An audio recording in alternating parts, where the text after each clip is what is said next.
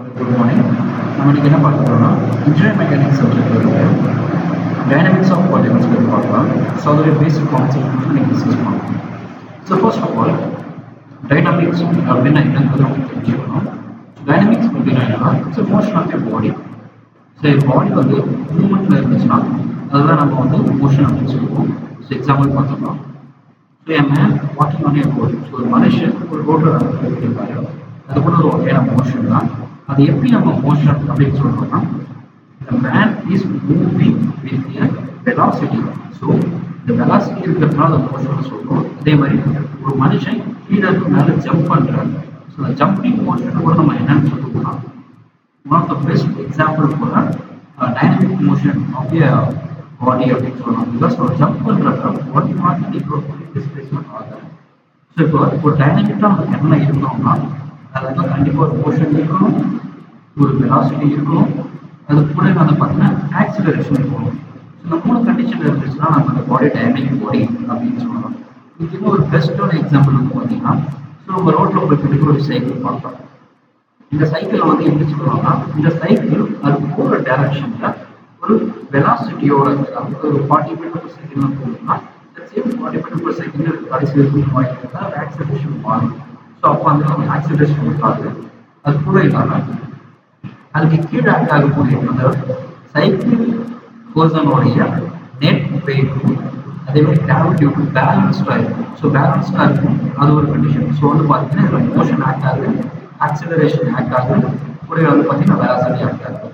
So அப்படி பார்த்து dynamic motion வந்து பார்த்தீங்கன்னா எத்தனை வகைப்படும் அப்படின்னு பார்த்தோம்னா so dynamic motion can be classified into two types. First one is rectilinear, then second one is curvilinear. ரெண்டு வகையாக பிரிக்கலாம். ஸோ ஃபர்ஸ்ட் ஆஃப் ஆல் நம்ம ரெக்டிலினியர் தான் பார்க்கலாம். ஸோ ரெக்டிலினியர் மோஷன் அப்படின்னா என்னன்னா so linear motion of a body, அதாவது where there is an absence of curve motion. So ஒரு பாடி ஒரு ஸ்ட்ரெயிட் லைன் போச்சுன்னா ரெக்டிலினியர் மோஷன் அப்படின்னு நம்ம சொல்லலாம். எக்ஸாம்பிள் ஒரு ரோட்ல ஒரு சைக்கிள் போயிட்டு அந்த சைக்கிளோட it's moving in straight line, அதாவது எந்த ஒரு பெண்டும் எடுக்காம ஸ்ட்ரெயிட்டாக போயிட்டு இருக்கோம்னா அதை வந்து நம்ம ரெக்டிலினியர் மோஷன் அப்படின்னு சொல்லலாம். இந்த பாடி வந்து பார்த்தீங்கன்னா V1 அப்படிங்கிற இனிஷியல் வெலாசிட்டிலையும் Vங்கிற ஃபைனல் வெலாசிட்டிலையும் ஒரு குறிப்பிட்ட டைம்ல டிராவல் ஆகிட்டு இருக்கு. அதே மாதிரி ஒரு பால் எடுத்துக்கலாம். இந்த பால் கீழே இருக்க மேல் நோக்கி போகுது, அதாவது அந்த எர்த்துக்கு ஸ்கை வரைக்கும் போகுது. அப்படி போகிறப்ப ஒரு இனிஷியல் வெலாசிட்டி நம்ம இருக்கணும், ஃபைனல் வெலாசிட்டி அப்படின்னு எடுத்துக்கலாம். ஒரு சர்டன் டைம் ஆஃப் டி. ஓகேங்களா? ஸோ இந்த மாதிரி போயிட்டு இருக்கிறப்ப அதோடைய ஆக்சிலரேஷன் வந்து எப்படி கண்டுபிடிக்கலாம்? So initial velocity minus of final velocity with respect to time. So இந்த ஆக்சிலரேஷனுக்கான ஃபார்முலா வந்து பார்த்தீங்கன்னா A is equal to V minus of U by T. ஓகேங்களா? So final velocity minus of initial respect to time. இதுதான் வந்து பார்த்தீங்கன்னா linear motion acceleration formula. அப்போ curvilinear எப்படி இருக்கும்? கர்விலினியருக்கு வேற ஃபார்முலா வருமா? ஆமாம், வேற ஃபார்முலா வரும். எப்படி இருக்கும் பார்த்தீங்கன்னா suppose curvilinear motion second condition.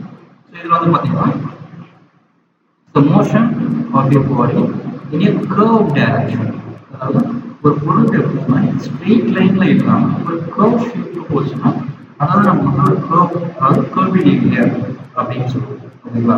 So example பார்த்தீங்கன்னா எக்ஸாம்பிள் ஒரு கிரவுண்ட்ல ஒரு பர்சன் நிற்கிறாரு. ஓகேங்களா? இந்த பர்சன் என்ன பண்றாங்கன்னா தனக்கு கீழே இருக்கக்கூடிய ஒரு பால், அந்த பால் ஃபுட்பால் சம்திங் ஏதோ ஒரு பால் இருக்கு, அந்த பால் கிக் பண்றப்ப அந்த பால் என்ன பண்ணுதுன்னா ஒரு செகண்ட் இன்க்ரீஸ் ஆக அது வானத்தில் ஒரு டிஃப்ரெண்ட் பொசிஷனை ரீச் பண்ணி திரும்ப கிரவுண்டுக்கே வந்து ரீச் ஆகுது. ஸோ இது ஃபைனலாக கிரவுண்ட் வந்து இப்போ ரீச் ஆகிடுச்சு. ஓகேங்களா? இதோடைய மூமெண்ட் எப்படி இருக்குன்னா ஒரு கர்வ் ஷேப்ல ஃபார்ம் ஆகிடும். அந்த பாலோடைய மூமெண்ட் ஒரு கர்வ் ஷேப்ல ஃபார்ம் ஆகிடும். இதுதான் நம்ம கர்விலினியர் மோஷன் அப்படின்னு சொல்லுவோம். ஓகேங்களா? அப்போ அந்த கர்வ் ஷேப்ல ஃபார்ம் ஆகக்கூடிய அந்த டிஸ்டன்ஸ் ஹரிசாண்டல் ஆக்சிஸ்ல பார்த்தா அதை நம்ம ரேஞ்ச் அப்படின்னு சொல்லுவோம். அதுவே அந்த கர்வ் டிஸ்டன்ஸை நம்ம Y axis with respect to பார்த்தா அதை நம்ம ஹைட் அப்படின்னு சொல்லுவோம். இதுக்கு இன்னொரு பெஸ்ட் எக்ஸாம்பிள் வந்து பார்த்தீங்கன்னா நம்ம வீட்டில் பயன்படுத்தக்கூடிய ஆஃபீஸ் பார்த்தீங்கன்னா இந்த ரொட்டேட்டிங் சேர். இந்த ரொட்டேட்டிங் சேர் ஒரு குறிப்பிட்ட டைரக்ஷன் நோக்கி சுற்றிக்கிட்டே இருக்கும். அந்த ரொட்டேஷனல் மோஷனை கூட நம்ம வந்து பார்த்தீங்கன்னா கர்வ் டைரக்ஷனை கம்பேர் பண்ணி கர்வ்லினியர் மோஷன் அப்படின்னு நம்ம ப்ரெசென்ட் பண்ணலாம். ஸோ அப்போ ஒரு கர்வ்லினியர் மோஷன் என்ன இருக்கணும்னா ஒரு ரேஞ்ச் இருக்கு, ஒரு ஹைட் கண்டிப்பாக இருக்கு, கூடவே அந்த டைம் ஆஃப் மோஷன். ஸோ டைமை பொறுத்து அந்த பால் ஒரு இடத்துல இருக்கு, டைம் ஓகேங்களா. ஸோ இதுதான் கர்வ்லினியர் மோஷன் ரெக்டிலினியர் மோஷன் ஒரு சிறந்த பேசிக்கான கான்செப்ட். இந்த வீடியோ